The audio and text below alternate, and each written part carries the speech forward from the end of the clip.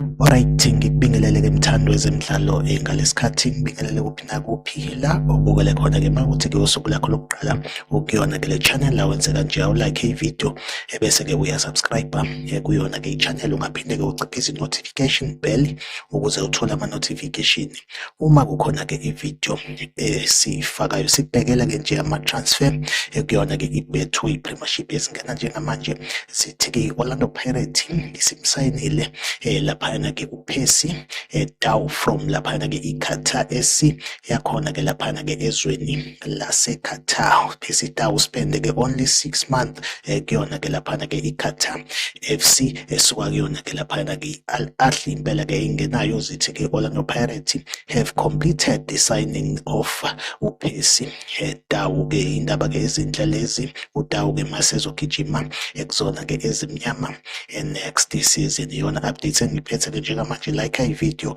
usubscribe kuyona-ke i-channel. Mina nawe asihlangabezana kwividiyo elandelayo. Nisale kahle.